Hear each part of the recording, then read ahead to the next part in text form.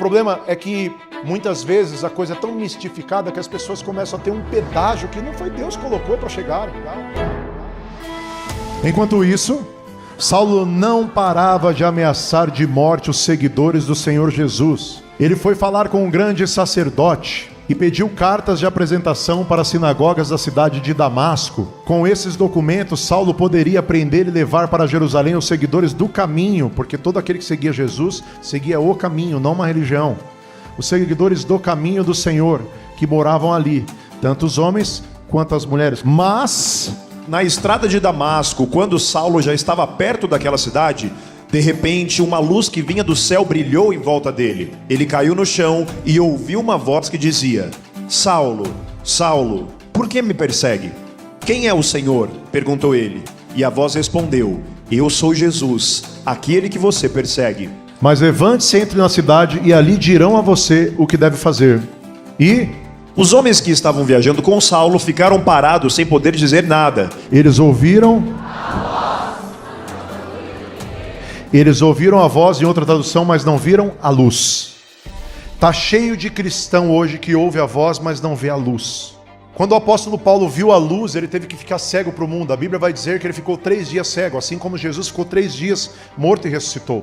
Assim como o sinal de Jonas. Quantas pessoas muitas vezes ouvem a voz, mas não veem a luz? Está cheio de cristãos com um coração verdadeiro, genuíno, que tentaram servir a Deus e ouviram a voz de Deus, mas nunca viram a luz, porque quando eles enxergam a luz, eles passam a estar cegos para o mundo.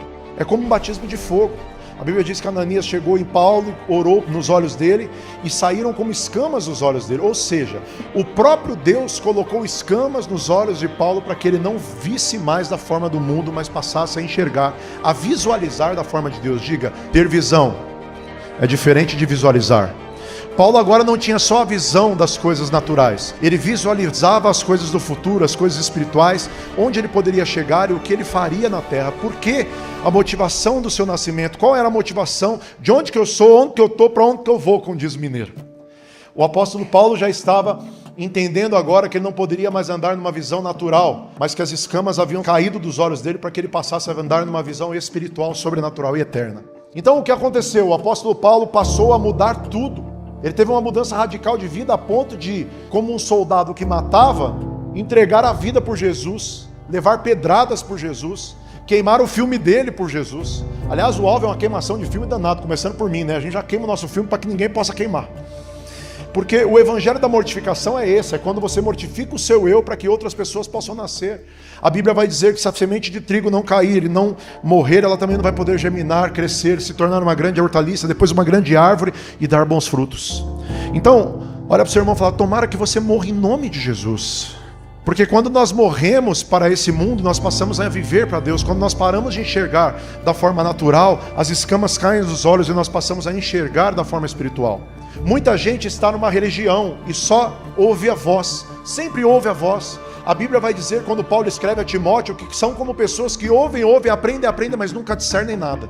Mas tem gente que vai passar a ouvir, vai se tornar cego para o mundo, as escamas vão cair dos olhos e vai começar a ver a luz.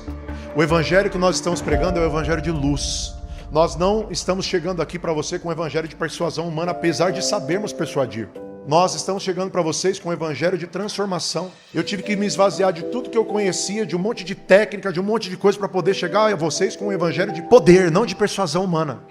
Persuasão humana pode atingir o seu intelecto e mudar a sua alma no momento, momentaneamente.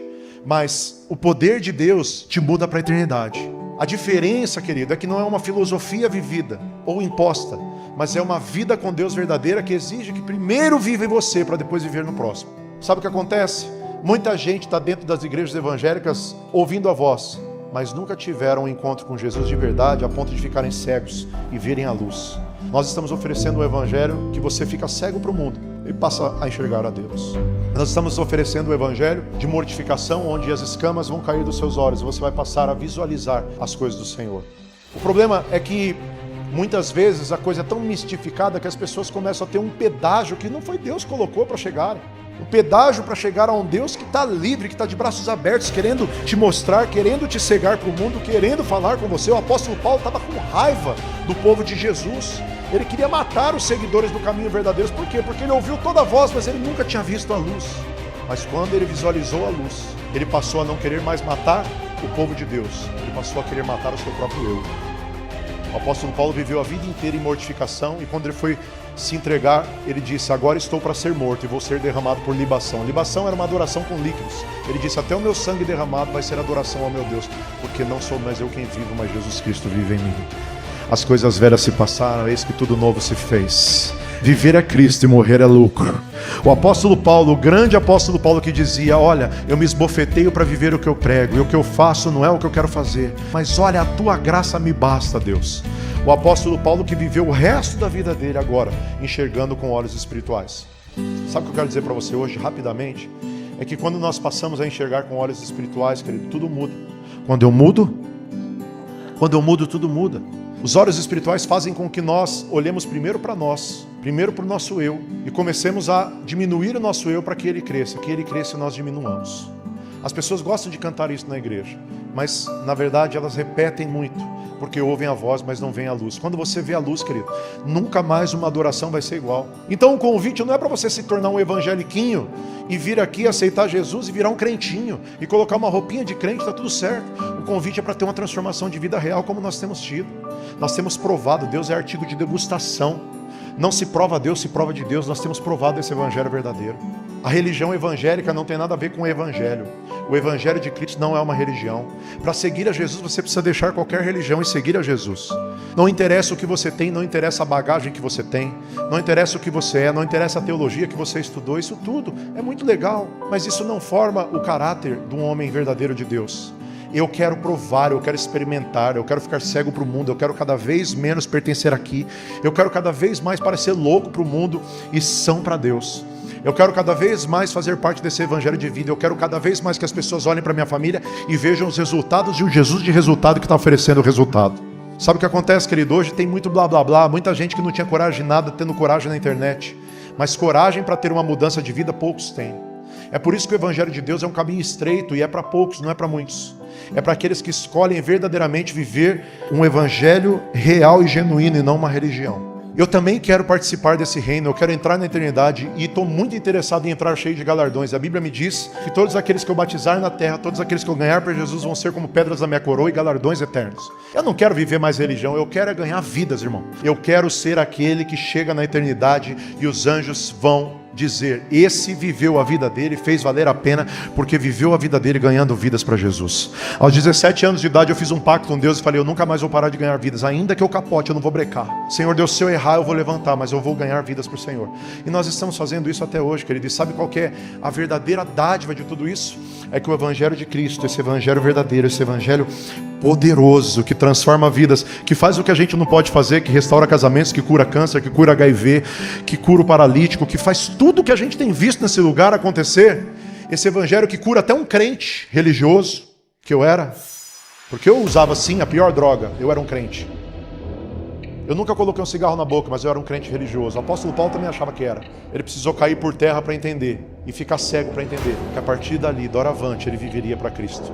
Assim aconteceu comigo e assim nós estamos oferecendo até hoje um evangelho de resultados. Querido, meu Deus é tão maravilhoso e tão bom que eu falo para você: se você obedecer e não mudar, pode ir embora. Prove de Deus, não prove a Deus. Ele quer ser provado, ele quer ser degustado. Mas para seguir a Jesus você precisa deixar a religião. Posso te dizer uma coisa? Não é só ouvir a voz, não é só sentar numa igreja e ouvir a voz, é ver a luz. É ver a luz entrar na sua casa, transformar todas as coisas. É ver a luz entrar dentro do seu coração, transformar você de dentro para fora. É ver a luz entrar dentro do seu casamento, fazer você um marido melhor, uma esposa melhor, um pai melhor, um filho melhor. É ver Deus entrar na sua casa através das células e começar a transformar todas as pessoas ao redor, no seu entorno. É ver a luz, não só ouvir a voz. Então hoje eu estou sendo uma voz, mas para ver a luz só depende de você. Hoje eu estou sendo uma voz para falar para você: vem ver a luz. Porque essa luz é que nos transformou, não foi a religião. E é esse o convite que eu faço para você hoje.